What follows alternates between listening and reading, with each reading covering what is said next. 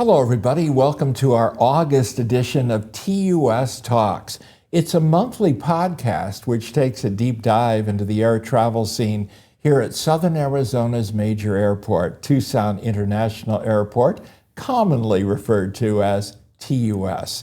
I'm Bill Buckmaster, two-state Hall of Fame broadcaster, joined by Austin Wright, Communications Officer for the Tucson Airport Authority. The authority oversees the operations at Tucson International Airport, and Ryan Field, the area's private aviation facility. Hey, Austin, how is your summer going so far? Hey, Bill, it's a hot summer, but some rain is always nice to see in southern Arizona, so we're happy to see that. It is. Yeah. And I was able to get away for a little time over to the coast. Of course, as I tell everyone, I always start my journey here at TUS.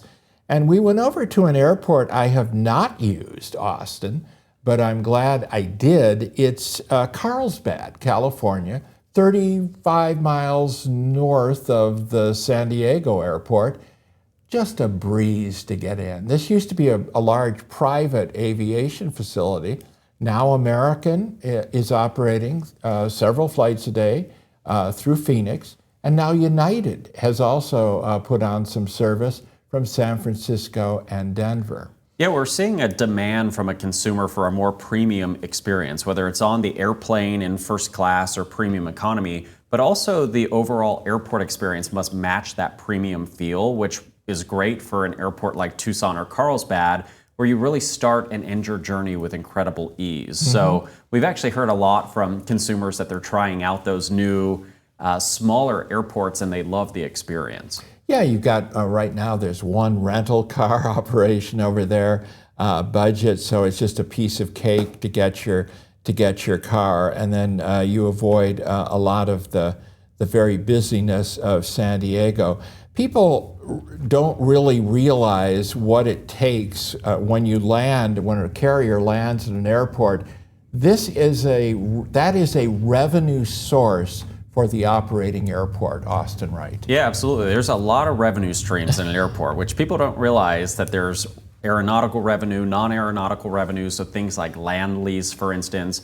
But yeah, landing fee is really how an airport makes its money. So per 1,000 pounds that the aircraft weighs, you pay X amount of dollars. In Tucson, we've got a very affordable landing fee, which is great because that's how we entice airlines to continue to do business here. But parking revenue, landing fees, land rent, space rent, concessions, rental car revenue. You could go on and on, but that's what's interesting is there's really quite a diverse stream of revenue coming into an airport. When you put a budget together nowadays with the airlines making decisions, it seems like by the seat of their pants, Austin, they're deciding, well, I'm not quite sure how it's going to look 6 months from now.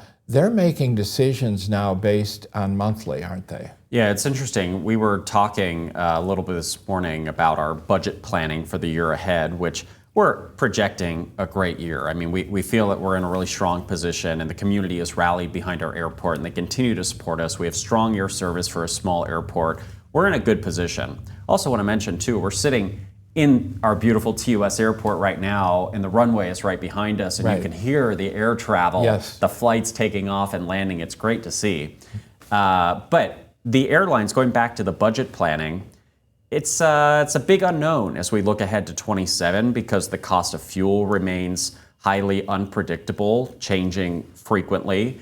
And they're, I think, a little worried about what is the consumer going to do in 27. Are they going to continue to travel at the pace in which we become accustomed, where it's not out of the average for a consumer to take several trips out of the year? Or are people going to scale back and spend less money on travel because the cost to fly has gone up significantly over the last couple of years? So usually our projections are spot on, less than a percentage point apart. But as we look ahead to 27, we're not 100% positive how consumer behavior will shift as the cost gets a little more expensive. You know, I hear people, Austin Wright, say, well, they'll ask me, Bill, why are the airfares still high? Yeah. And it's a consumer demand situation. As folks recall, when the situation in the Middle East began in February, the cost of aviation fuel went up in some cases 100% or even more. The cost, I guess, with the hostilities still underway, is kind of an unknown feature. Some of the airlines took off aircraft on certain routes. Yeah. So consequently, we have aircraft now that are flying at capacity. Yeah. So why drop your airfares if you've got a capacity that's full? It's interesting because airlines now are relying so much on ancillary revenue to make any sort of money, whether that's bag fees, whether it's premium experiences on the flight, but also their credit cards. All the major airlines have credit card partnerships and they're making their money through credit cards. So it's interesting because the actual fare is a loser for the airlines in the sense that most of the time on every dollar into the fare, they lose a few cents per dollar. But they I didn't realize that. So it's pretty much a break. You're saying pretty much a break even? I think that's how most of the airlines are operating in this current environment, losing a couple cents on the dollar, but then hoping that the ancillary revenue is what sets them into the profit zone. Some airlines obviously doing much better than others. The ultra low cost carriers are struggling given the rising cost to operate, and that's their whole model, is keeping it incredibly cheap to fly. So we've seen airlines like Frontier that were here last year with quite a big presence going to cities like Salt Lake, Dallas, Las Vegas, Denver. As they look ahead to the end of 26 and the beginning of 27, they're still largely strategizing what's the right way for their airline to operate in these small markets. So if you go on our website right now, you'll see there is not a flight for sale on Frontier Airlines. That's because they're trying to figure out how do you come into a market that's a small market and make money. How about Southwest? You have a history with Southwest. You worked for them.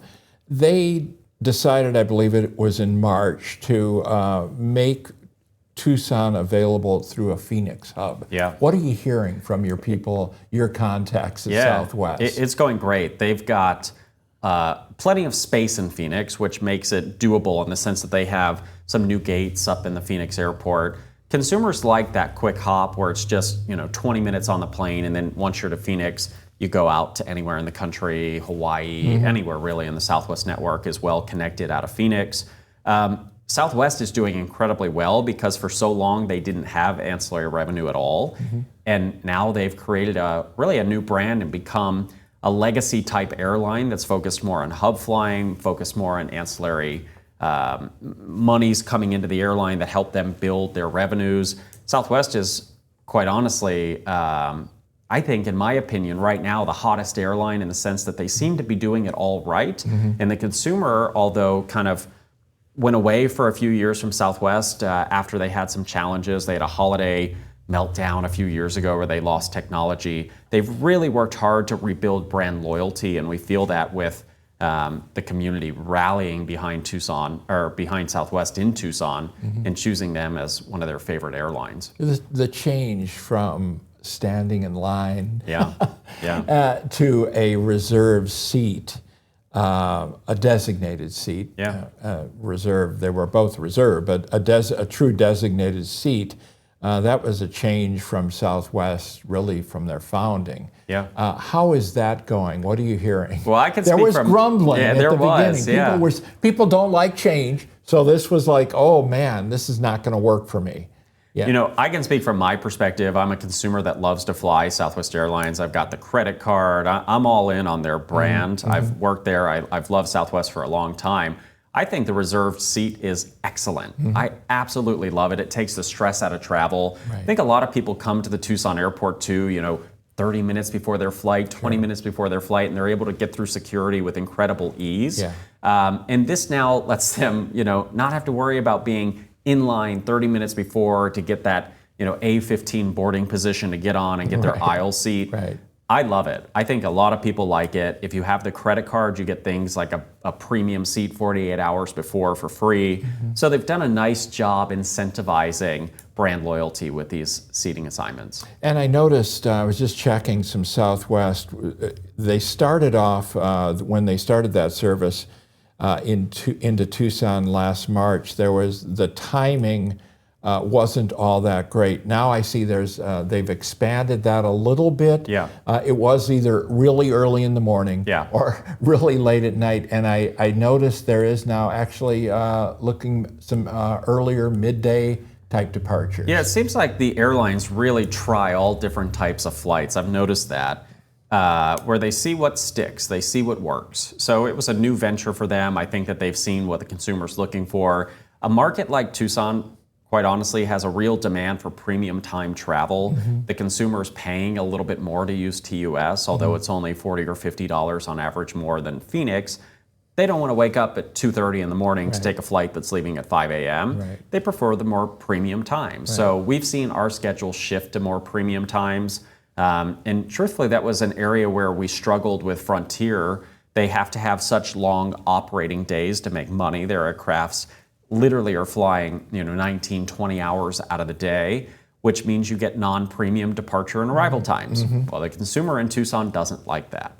So it's interesting to see how airlines shift when they try something new, because our market really demands good flight times. Right over your shoulder is an Alaska Airlines plane. I enjoy flying Alaska, and we have some pretty good service now up to the Northwest, to their hub into Seattle or into Portland. Are they happy right now with what we're doing? We would love to see them. We'd love to see them expand a little bit. How are they doing? And I know you talk to these people a lot. All the time, and we've got great relationships with Alaska Airlines. It's interesting, the Portland flight just went to year-round. This is its first season being a year-round flight, and it's performing incredibly well. They feel really, really, really happy with how it's performing. We also want to mention that Orange County comes back online in December. That's a seasonal flight. That's doing really well. This is its third year in the market, which shows you that when you use a flight, you retain a flight. So we're excited about that. We've got a lot of exciting things that we're working on with Alaska Airlines as we look for a way to grow our route map here at TUS, and we feel strongly that Alaska is really a partner for the future, that they're willing to try some new routes out of this market. They love the market, and our market loves Alaska as well. Before we let you go, Austin Wright, coming in this morning, I noticed parking looked really good. The lot looked, from your point of view, almost full. That's good news. Tucsonans using their local airport, but I know you've had this parking promotion. Does that end now in August? Yes, so the summer parking promotion is coming. Was it successful, by the way? Very successful. Yeah, we had a lot of people parking. I see a lot of cars out there. Yeah, so the summer promotion was for the economy uncovered lot, which being transparent usually in the summer because it's so hot, so it's virtually empty. So it was an opportunity for us to get a consumer to come into the airport that may not otherwise be using our parking or even our airport.